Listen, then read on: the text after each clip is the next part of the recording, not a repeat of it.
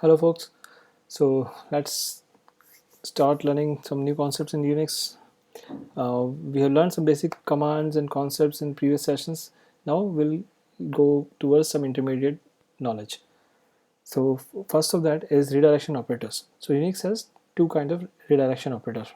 One is this one, another is this one. So suppose we want to capture the output of a command. Suppose we want to capture the output of date command. We can do that by using redirection operator like this. Date now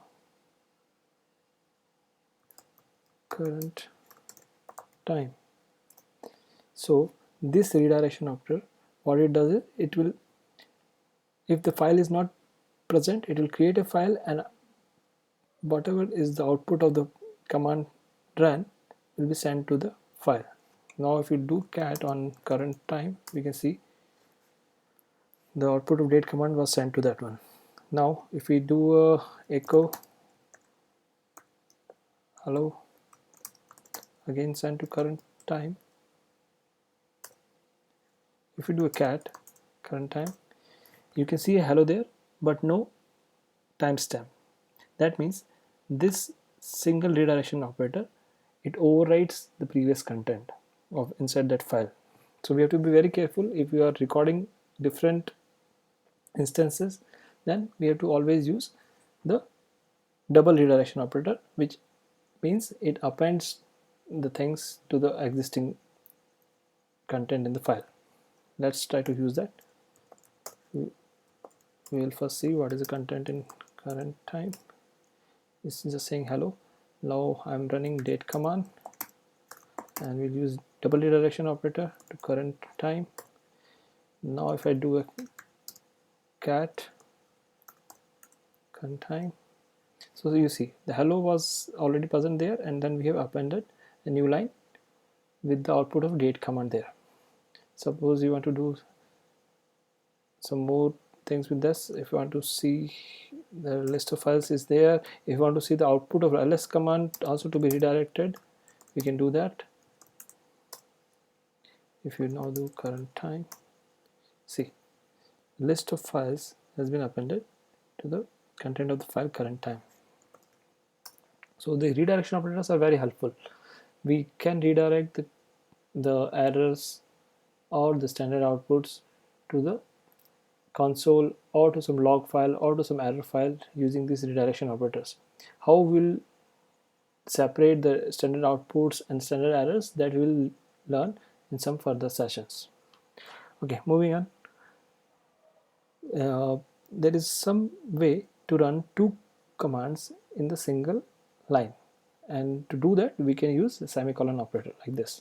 If you want to run date command and ls command together, so that the output of date will be displayed and the long listing of the current directory will be displayed, you can do like this. So as you can see, so the date command was run and then ls command was run. So you can run as many commands you want by using the semicolon there. Okay, another important concept is variables. So we have variables in Linux shell, which can be as simple as numbers or strings, anything, but to initialize them is we have a syntax, and to use them we use a proper format. So let us see how it works. I will just create a simple variable a equal to 1. Now we have assigned the value of 1 to a. If we want to see the content, we know the command echo. We can either give a little string like hi, or we can give a variable name, but you have to just keep sure that when we are using a variable, to read it we have to use a dollar symbol, otherwise it will not work. I will first show it without dollar symbol. So it has just printed a. It doesn't know that it has to print a string there, it doesn't know it has to print a variable there. Now if you do echo $a, it gives you the value inside the variable. So this is the concept of variables. When you want to print, most of the time we want to use the value inside that variable or the value which the variable holds. Now if we want to do $b, which we never assign, it will return empty because there is no variable b having any value. So we can have a variable like b equal to any string. So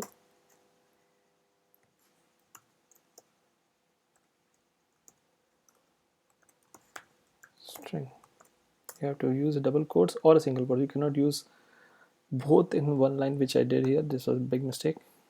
Now if you want to print echo $b, it will give you that string which was inside the variable b. Now when we are learning about variables, it's good to know that there are some environment variables which Linux shall use. So environment variables are most of the time are capital letters. Their names are most of the time capital letters, and there are some important variables which will go now. So we know that to display a variable we can use echo. Now the first environment variable we want to see is shell.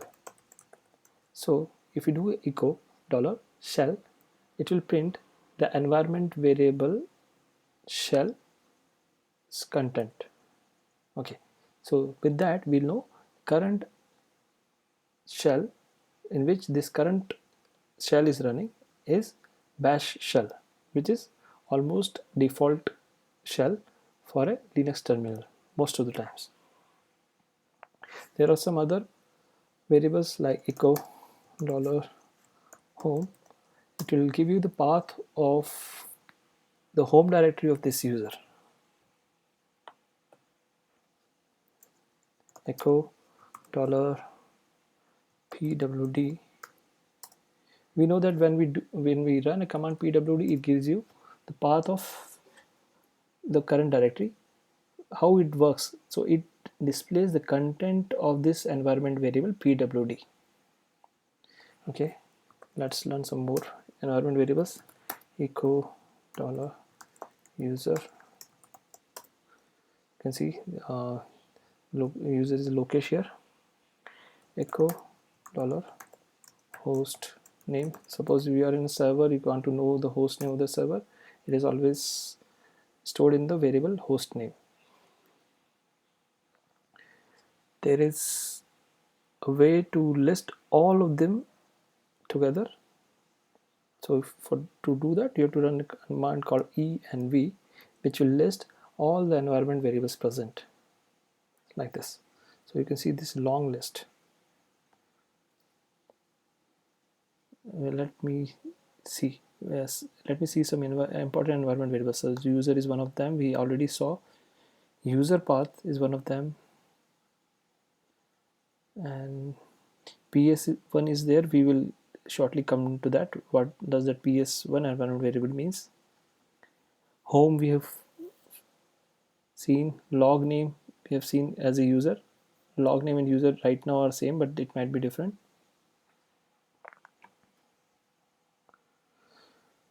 So these environment variables or in the variables are important because you can store values inside them in our shell script. So variables we can use in shell scripts to store values.